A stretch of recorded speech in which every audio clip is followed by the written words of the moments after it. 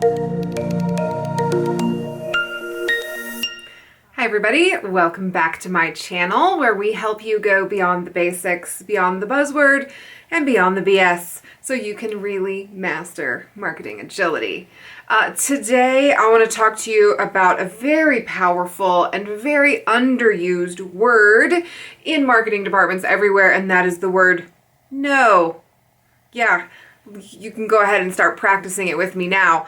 No is a very important word that marketers just don't say very much.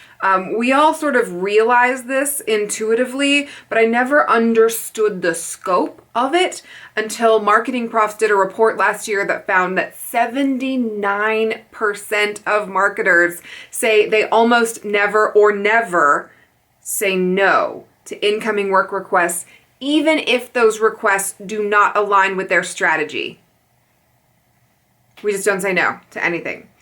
This is bad from many, many reasons, but from an agility standpoint, it prevents us from creating focus on high value, high impact, customer centric work and turns us into short order cooks who just run from issue to issue and never have any opportunity to do the really important and impactful work that we know we ought to be doing. So this is a problem that we need to fix.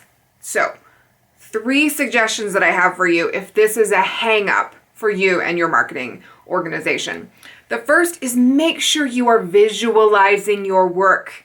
The Kanban board is so amazing for these kinds of conversations. When you get a new work request in, you show them, right? Behold the glory of our visualized workflow. Here's everything we're currently doing as a team.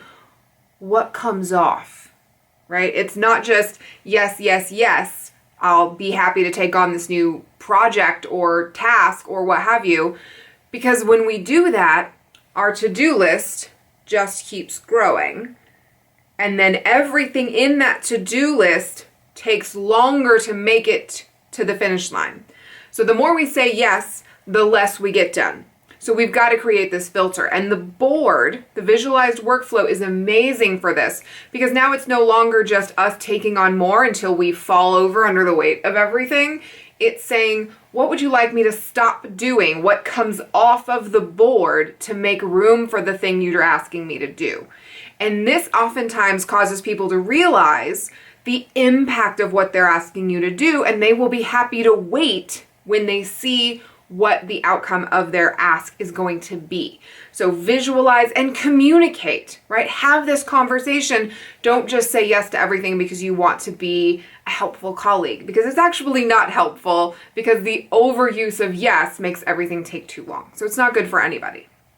The second thing you can do is you've got a visualized workflow. You should also have a backlog, right? A prioritized to-do list for you, for your team, however you're using the system, that shows what's coming up next. And you can use the backlog to say yes and. Yes, I will be happy to create some new sales enablement collateral, and that falls at number 7 on my list of upcoming tasks. Based on what I know about the strategic priorities of our marketing organization, that's where I think this request falls. Do you agree? If not, I'm going to need you to make a very strong case that you need to jump to the front of the line, right? So you're not saying no, at least not really. You're more saying not right this very second. Yes, and I will finish these other tasks and then move directly to yours. So the backlog is massively useful for that. Last thing that you can try, you can make use of sprints to manage these incoming requests, because ideally, once our sprint begins, we are committed only to our sprint backlog, right? We have identified a subset of the possible work we could be doing and committed to a small chunk of it that we're going to complete within the next sprint. And you can use the sprint as your guardrails, as your barriers to prevent new work from coming in, right? And so, again, it's not saying, no, I'm going to be a jerk and not do your project. We're not taking any new work during the sprint, but you can put it at the top of the backlog and we will get it done as soon as we can at the start of the next sprint.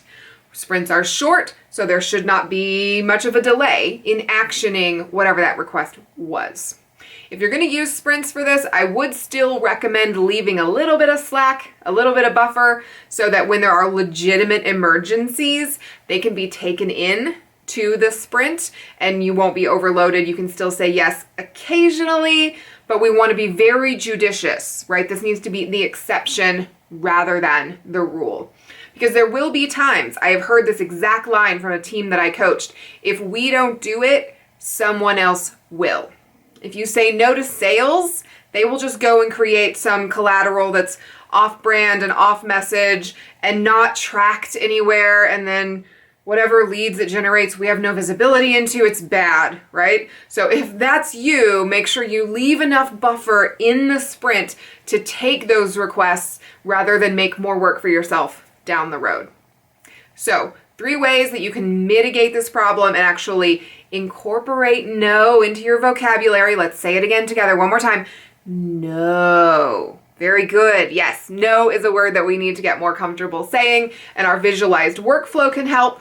Our prioritized backlog can help, and a sprint with some little bit of buffer built in can also help. So get comfortable saying no. It is a very important step on your way to mastering marketing agility. If you need more practice, just shoot it in the comments, right? Just type no a whole bunch. It's good practice. You can go ahead and do that right now. See you next time.